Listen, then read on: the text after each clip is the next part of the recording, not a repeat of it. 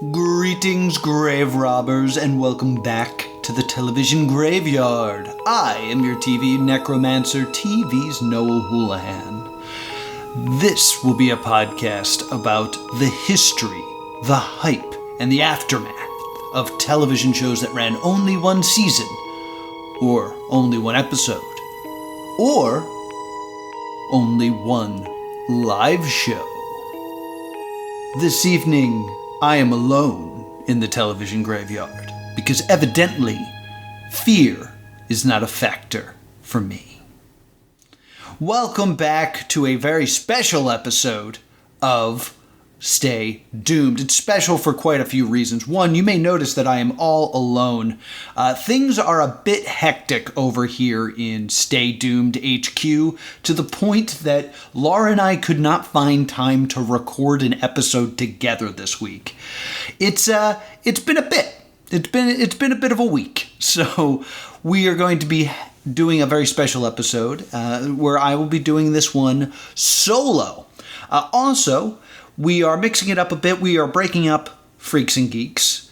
So, also, Laura should be here for Freaks and Geeks. But to break up the repeated Freaks and Geeks episode, we want to do something else. And this, you may notice, is not actually a television show. This is Fear Factor Live, a show that ran in Universal Studios, Florida, not hosted by Joe Rogan, where guests of the park or attendees of the park could participate in Fear Factor-like stunts.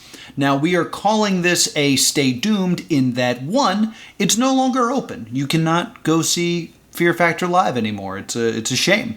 I was a big fan of it, in that I was there to talk about it. As a matter of fact, I participated in it. So this will be not only a review of the show from a viewing perspective, but also a participant's perspective, because yes, I competed on Fear Factor Live. So without any further ado, let's pour one out.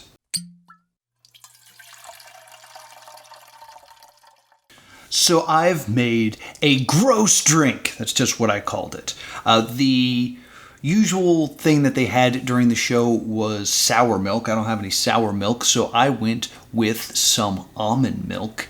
And then I threw in a little bit of peanut butter whiskey, as well as just a dash of Liquor 43.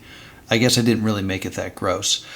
Then I added just a little bit of sour mix to make it sour milk.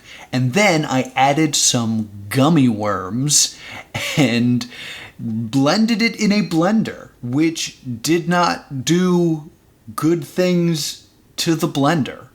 But Laura's not here, and we don't need to tell her about that. That can just be between us as fans of the show and host of the show, that the blender is fine, and we should not inform Laura of it otherwise until I get my Amazon package. In any case, it tastes fine. It's a drink with chunks in it, and that is my gross Fear Factor cocktail. So let's jump right into this. So this will be partially a review of the show and also a review of my experience with it. So since I'm the one talking, it's probably going to be mostly my experience with it. Fear Factor Live was a show that started running, I believe, in 2005 over in Universal Studios. And basically what happened was I was walking by and I was like, you know what? I'd like to do this. And I talked to a guy that was standing outside. He's like, yes, if you'd like to be a part of it, there are 3 different ways to enter. You can either do stunts, you can either do food, or you can do animals. And I remember distinctly him saying, the animal ones is easy. You just get to pet some of our critters. Actually, they get to pet you. And I had a laugh about it. But then I heard him do that joke 3 or 4 more times. I was like, oh, the magic is gone. So what they make you do to be part of Fear Factor Live is they kind of give you a time when auditions, air quotes, will be happening. And they will choose 6 competitors to take part in Fear Factor Live's stunt show. They will choose 1 person to do animals, and they will do 2 people to do food. So I returned at the correct time, and there were 7 of us. So I was like, okay, I just need to be slightly better than 1 person. I can do this. And they basically make you do a game of Simon Says. They do this to, 1, see if you are a performer, because you do it for the people in line. So they see you and they embarrass you. They made me dance ballet. I remember distinctly, they said, Simon Says dance ballet, and I started doing ballet, and they said, family and friends, this is a great time to start recording. And I yelled, he didn't say Simon Says don't do that, which, quality joke from TV's Noah Houlihan over here. So we had to do jumping jacks and things like that and bend over and touch our toes, because this was actually their way of testing that we were physically able to do the show, which I thought was a sneaky way to kind of get it in there. And then after that was done, the people who were not eliminated, which was all 7 of us, were sequestered to the back to take part in Fear Factor Live. Now, what ended up happening was there were 7 of us. And 1 person mentioned wanting to do food. And I kind of leaned on them like, well, you should do food because that way we can all be in the show. And I successfully convinced her to do it. So we all got to do the show. They then make us go through a series of questions and the waiver. So we can't sue if, there's anything wrong with us. And they sat me down. They're like, do you have a heart condition? No. Do you have any back problems? No. Have you had a history of concussions or seizures? No. Are you physically able to participate? Yes. Have you had anything to drink today? No. I haven't been to Duffland today. Why would you ask that? So I passed, and I got to take part in the show. What they make you do is you have to wear their uniform, which is spandex pants, a polyester spandex shirt, and paper underwear that they really stressed that this was going to be the hardest part of the show. Then it's like, yeah, if you're uncomfortable wearing spandex, you're going to be in front of people in spandex. Oh boy. I was like, oh, all right, I got the joke. And then they said, if you must not wear any of your own clothes. I wore my own shoes, if I remember correctly. And the big joke was, this is your paper underwear. If you're wondering what ends the front and which ends is the back, so am I. And once we were geared up, they went through the whole show on what we were going to do. I'm going to break it down by event for you. The first event is the dead hang. They took you a couple stories up into the air, and you had to hold on to basically a pull-up bar and hang. And the 4 people who could hang the longest would move on. And the person who hangs on the longest will get an advantage in the next round. They really stressed that you could not do pull-ups on the bar. There were no pull-ups up there. It's like, oh, all right. Which I will say my strategy was to kind of pull up and kind of put my chest on the bar. So they caught me. They did, in fact, catch me.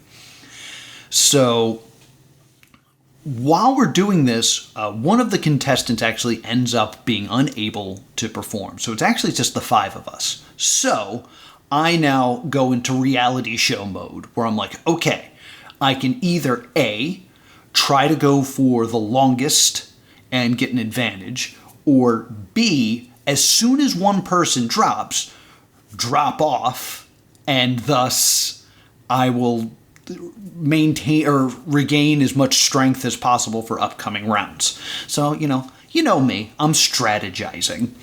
Before we go out there, everyone has to record a message to kind of introduce yourself. It's that, fear factor walking up while there's like a voiceover moment in the show. So I get to do my own, and I am very excited to get to cut a wrestling promo. And they said, you can say whatever you want, just don't swear, and don't say you're going to beat anybody. And I was like, that's what I was going to say. It's like, no. It's the word beat that's wrong, because we had a guy come in here and say all he wants to do is beat his wife.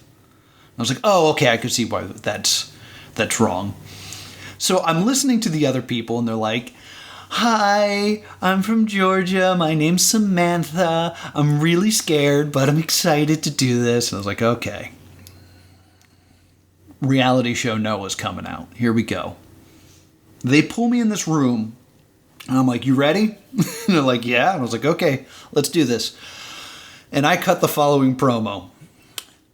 Hello, my name is Noah. I'm from New Jersey, and I'm here for one reason. I don't want any of these other people to win. I've talked to these people. They're all garbage. They don't deserve any happiness, so I'm here to crush their dreams. So, I make the guy laugh, which made me feel good because this is his job. He does this every day, and I got a giggle, so took that as a victory. I also then come out and I gather all of my contestants, and I'm like, hey, I'm just going to be honest with you. As soon as we go out there, I'm going to turn into a bad guy wrestler. Know that I love you guys, but this is just what happens when I'm in front of a crowd. So, we're waiting for the show to start, and we're at the bottom of the steps because we're going to go up to this hangy thing. And the host is there, he's more of a Kurt Fogg than he is a Joe Rogan. I'm Bob Buchanan, and this is Fear Factor. The stunts you're about to see were designed and supervised by trained professionals. They are extremely dangerous and should never be attempted by anyone, anywhere, anytime.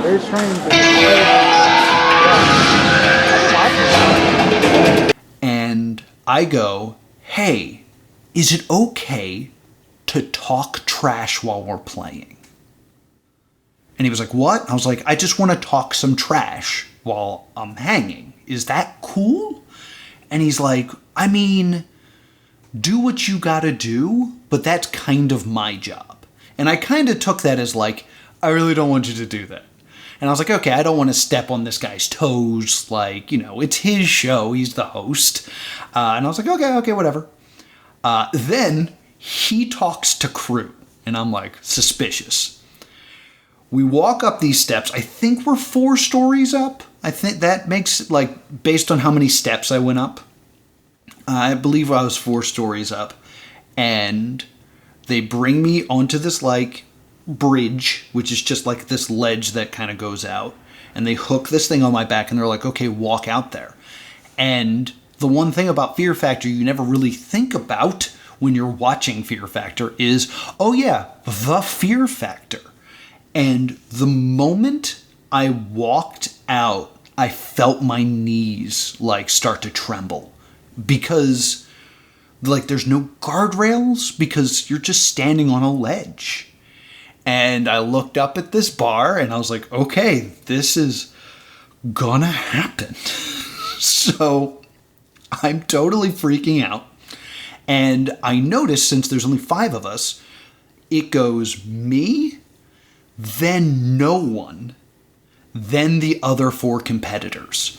Almost as if they were afraid I was going to talk trash. So they removed me from the rest of the competitors. So I was all grumpy. And as I'm walking out, of course, they play my promo. Now, Laura at this time is separated from me. She went out and she got ice cream. And then she got to sit in the friends and family section of Fear Factor Live. If your friend or your family member is in the show, you get to sit here. And she had befriended all of the people who were friends and family. So she was talking to these people and mentioned that we had actually just been married. So as I come out, I cut this scathing promo on all the people that are playing, and she's got to sit there with the friends and family of them as they all look at her and go, oh, she's married to this terrible person. And she had to be like, it's okay. He turns into a bad guy wrestler whenever cameras are on him. He's actually a really good person. So apologies to Laura for that moment of her existence. So since I was actually the first person out there, I'm getting like really sweaty. And the whole outfit is like polyester spandex. So the only places you can rub the sweat off your hands are your elbow pads and your knee pads. And I figured that out immediately. And I was actually rubbing my hands on my elbow pads backstage. And the girl in charge of like safety and stuff went, you already figured it out. You can only dry your hands on your pads. We usually tell people it's knee pads only. So we have a bunch of people up in the air bending over and rubbing their knee pads. But your elbow pads work as well. And I was like, I've already given away secrets. So I keep rubbing it and like I keep my hands on the bar. And like I'm the only one standing like that because I'm freaking out. And the bar is not horizontal. It's kind of like the handles of a bicycle, in that they come down at like 45-degree angles, so you can't hold on as long. So I'm trying to grab as close to the top as possible because there's like a little area that's horizontal and then it slides down. So I'm holding on to that area and I'm making sure I have a really good grip. And then when it's time to go, the floor drops out and you're just hanging there. Now they explained to us that the only way down is to fall. The world record, I guess, the park record, it was actually held by an older woman who was so terrified she refused to let go, and she hung up there for over 4 minutes. So I'm holding on, and the way that you're oriented is you kind of see over the crowd, and you just see Optimus Prime pointing at you like he believes in you. And I'm hanging there for a while. And, I should mention this. The moment the floor drops, my hand slid all the way to the end of the bar. So that good positioning I had was immediately gone. So I'm just hanging there, and my brain goes, no matter what happens, when you fall, scream. Because that is entertaining. So I'm hanging there, and I hear the host go, oh, wait a minute. There's just one more thing. We're going to turn on a wind machine. So this wind machine turns on, and I grit my teeth and smile into it because I'm a showman. And my first thought is, wow, we must have been hanging for a while for them to up the ante here to kind of speed things up. So one, in all honesty, they did not tell us about the wind machine. That was a brand new thing that they introduced. And two, I had been up there for a total of 5 seconds before this had happened. But just like the stress of being up there, I figured it had been a while. It had not been. Someone falls off almost immediately when the wind comes on. I'm like, okay, I'm officially in the second round. I should, it happened early. I have strength left. I'm going to go for it. I'm going to go for the win. And I look over, and the people that fall are also the ones closest to me. So if I wanted to talk trash, I had to scream. And I'm like, let's not scream. Let's not do that. Let's just focus. Let's focus only on screaming when we're falling. We get down to the final 2, and I do an amazing fall where, like, I lose one hand first and then slip off, and then I just scream. And I was so focused on screaming, I don't really even remember the sensation of falling because I was so focused on that. And I land, and I pretend to be grumpy because I lost. And the guy who won now gets to choose his partner for the next round. And since I proved myself so much, I am chosen to be his partner. So it's the guy who came in first place and me versus the people who came in third and fourth, who are this guy and this girl. I unfortunately don't remember anybody's names. As we go backstage, I kind of grab everybody. I was like, this is really fun. I love you guys, because I was mean.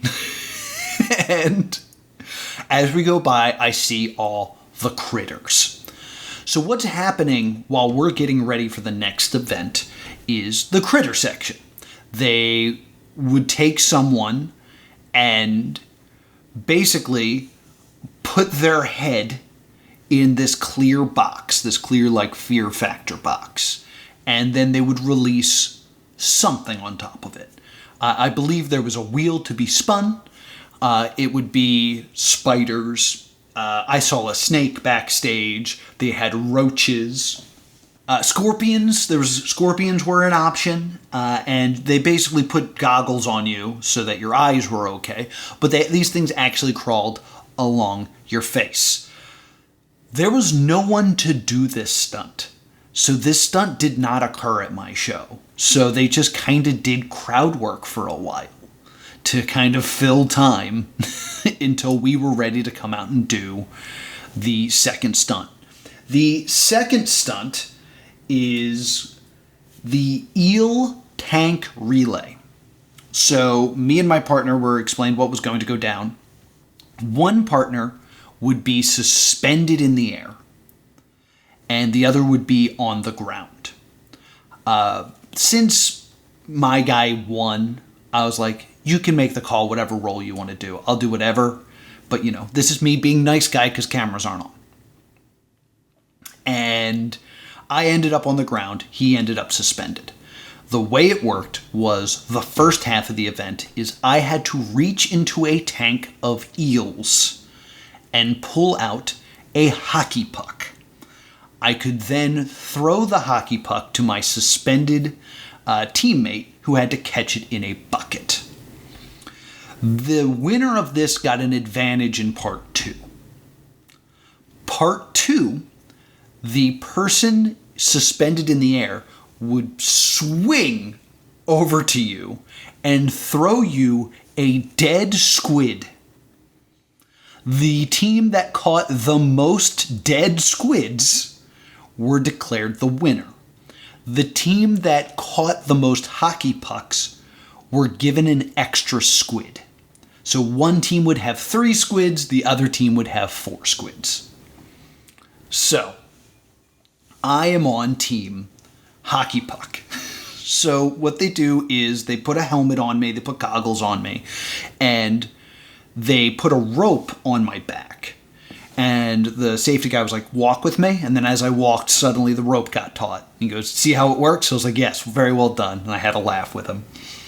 So I have a limited area. And I think the idea was supposed to be, in the beginning, when you run over to the tank, you convince yourself you can make it from there rather than running back and forth.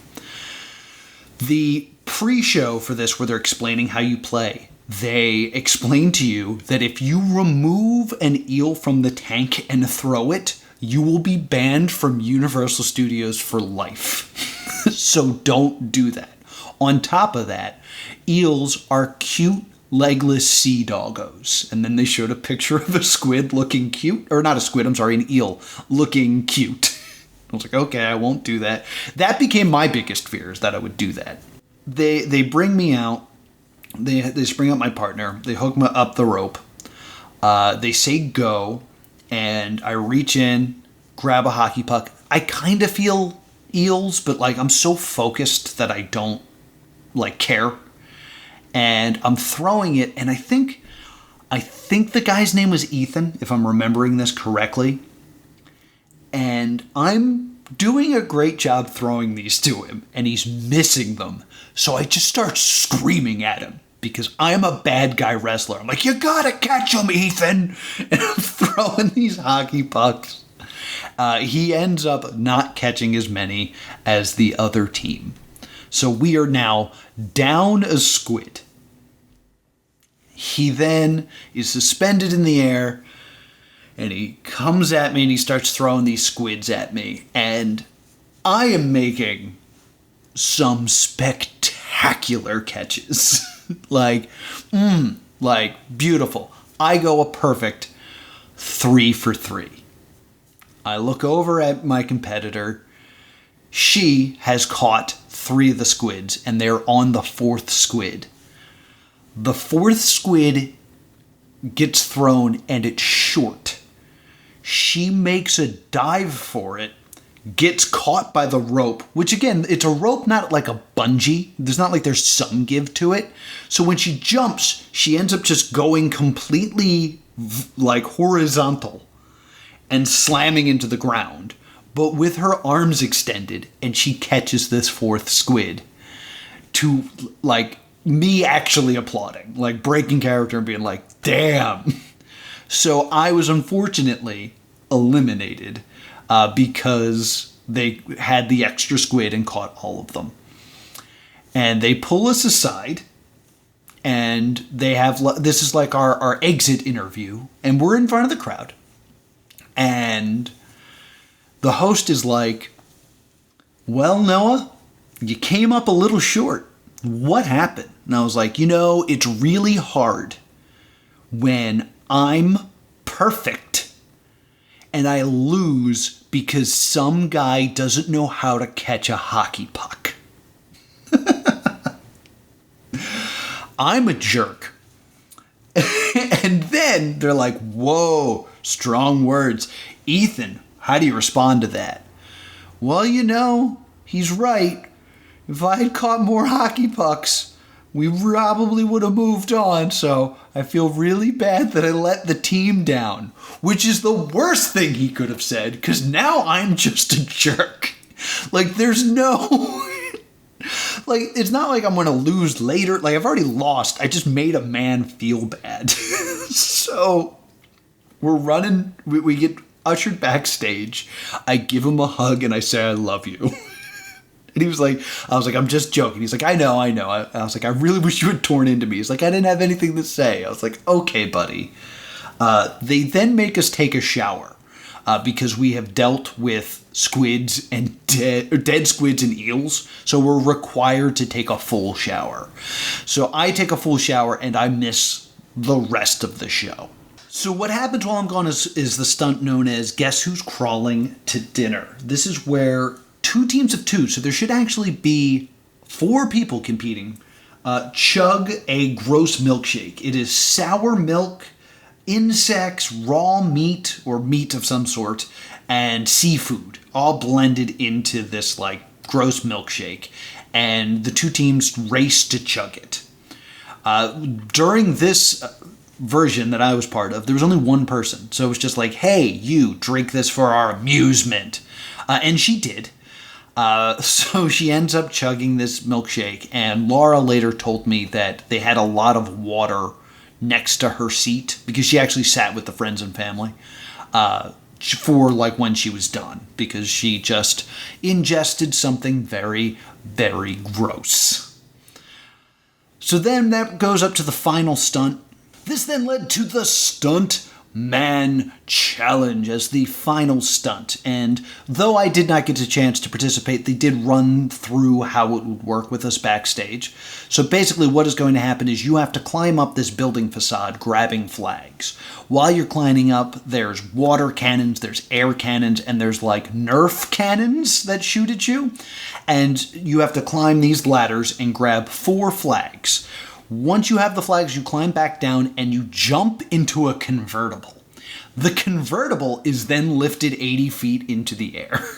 And while you're in the car, and once it reaches its maximum height, you have to jump out along the hood. And the car's kind of like suspended at an angle, so it's a little bit slippery, and grab more flags while audience members shoot you with like water cannons. Once you grab the flags, you also get a key to the trunk. When you open the trunk, you will then find a rocket launcher. You will then shoot the rocket launcher at a target. Confetti will shoot out, and you are declared the winner of Fear Factor Live. The rocket launcher is basically a super scope or a laser gun, a laser tag gun. It was explained to me that it has infinite shots and nothing shoots out. So the best thing to do is the moment you're touching it is to start just hitting the trigger and pointing, because it is not the most accurate thing in the world. And eventually you will make contact and shoot confetti. So that is what went down while I was showering. I received no prize for this at all, other than the opportunity to do the show. I was told that if I ever wanted to do it again, I could, unless there are people who wanted to do it who had not done it before. So I had a chance of redemption, but unfortunately, Fear Factor Live closed after the COVID-19 pandemic, or during, and has not reopened and will not reopen. It often closed for Halloween Horror Nights. It was also the set for the Bill and Ted show. So why are we talking about it on Stay Doomed? Well, one, it is gone. I know it ran many, many shows, but it was always this show. So I thought for Stay Doomed we could discuss whether or not it should reopen, perhaps with new stunts. I talked a lot with the crew because I was a character and I like talking to them.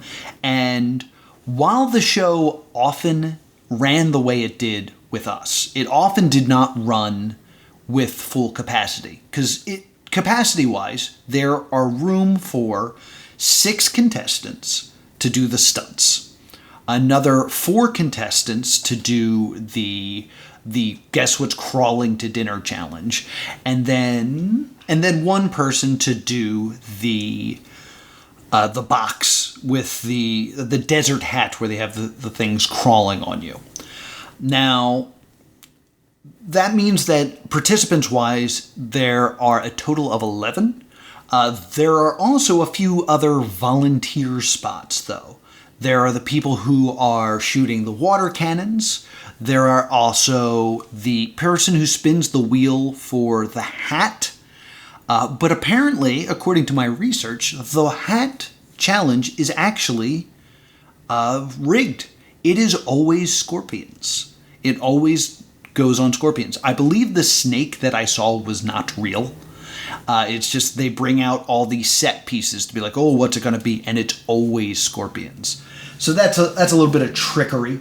There apparently is a variant that involved doing the tarantulas, but the tarantula would be fake. It would be a rubber spider. That was kind of just a prank on the person who volunteered. So yeah, you volunteered to have bugs or something horrible crawl on you. Well, we're also going to screw with you.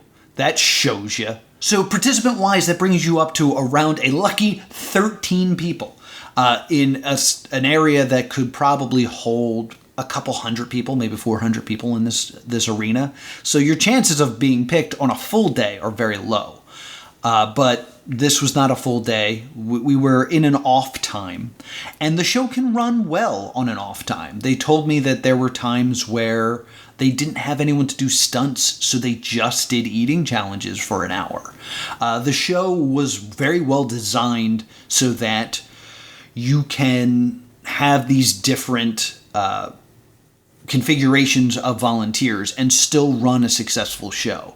There's not a time where it's like, sorry, we didn't get any volunteers, so no show. Like, they had a lot of preparation just in case. I bet you that staff has run a show as a contestant more than once. But the show in itself is very entertaining. It's very, it felt like Fear Factor. The lack of prize is a bit of a bummer. I believe the winner got a t-shirt that said, "I won on Fear Factor," which is a thing that I really wanted to do because a good friend of mine, Rob, actually did this show and won.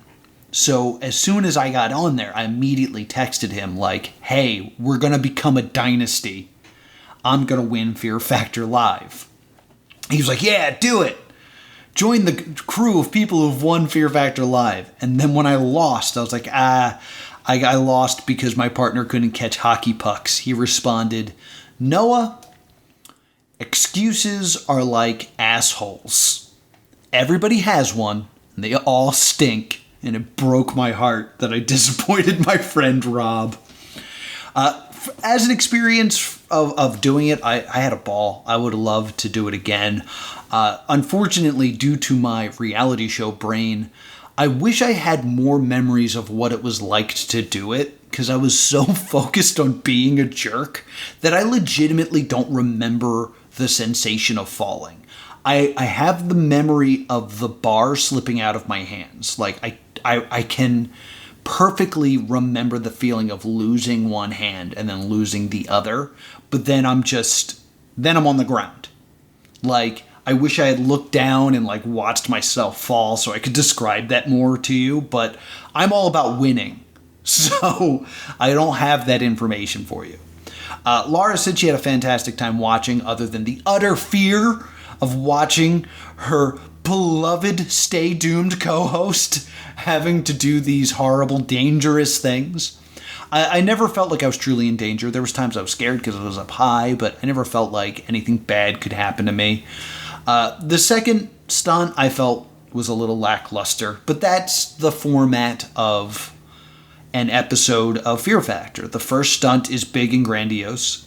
The second stunt is more of a gross out stunt, or dealing with animals. You're either eating something gross, or like you're dealing with alligators or rats or bugs. So it felt right. It felt like the correct format of the show. I don't understand the eating and the having bugs crawl on you portion, because I know that person didn't receive anything besides a free bottle of water. So it's interesting what people on vacation are willing to do for free and call it like a treat, but that's what's happening here. I would say it's a shame that it's closed. It is a shame that it's closed. I think if it were to come back, it needs to be updated.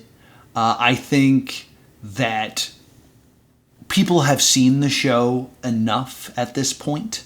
I'm talking about like the live show, that the stunts should get mixed up a bit more.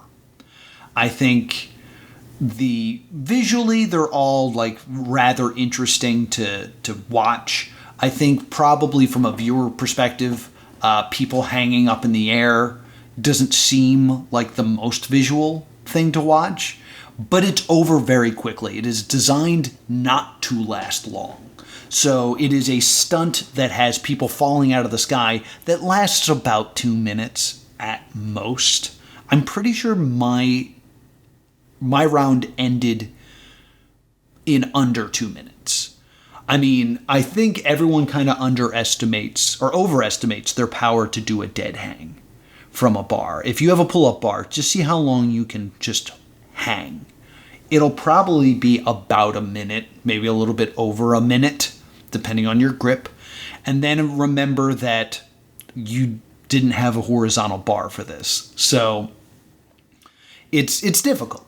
And it's designed to be difficult because you want the show to move along. If you had people hanging for 10 minutes, because they did pull-ups, which are forbidden, it doesn't make for a great show. This show is very well designed.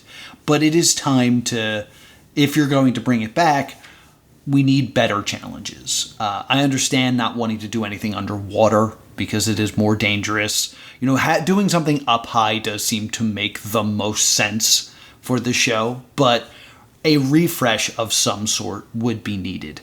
But overall, I don't know if people care about Fear Factor anymore.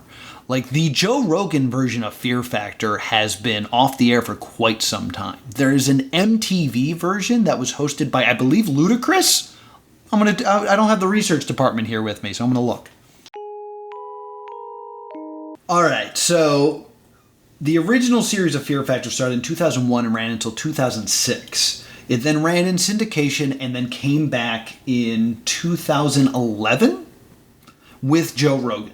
It was then rebooted by MTV in 2017 and ended in 2018, hosted by Ludacris. So we're sitting here in 2022.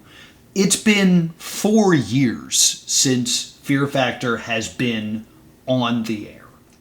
So the cultural memory of it is starting to fade. I know 4 years doesn't seem that long, but the fact that it originally came out 21 years ago, 2 decades is quite a long time. So it may be time to do a show similar to this, but not call it Fear Factor.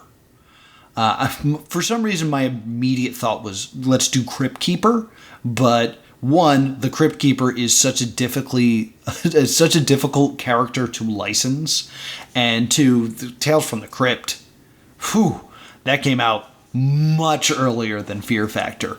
But some other fear-based show, some sort of other like game show, stunt show, would make a lot of sense. But it's very interesting to think about how they actually closed this for Halloween Horror Nights. A show based on fear is actually closed for Halloween Horror Nights. So it was not scary enough to be part of Fear Factor or to be part of Halloween Horror Nights. I did talk to the staff about the event, just being like, so what's it like working here and things like that? Is it usually full? And they said no, but because it's such a unique thing, it actually had the most positive reviews on surveys in the park more than any other attraction. Basically because it is, in a way, for everybody. Like, roller coasters are not for everybody. But sitting down and watching a show, most people can do that. And if you want more than that, you have the opportunity to do that. You can be part of the show in many different aspects. I think the fact that they separate gross from stunt is a big selling point. If I had to eat something gross, I wouldn't have done the show.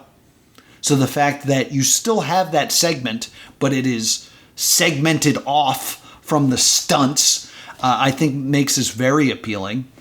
I think Fear Factor Live was a fantastic experience, from participant to helper with shooting with the water cannons to watching it. I think it's fantastic, but unfortunately, I do feel like it has run its course.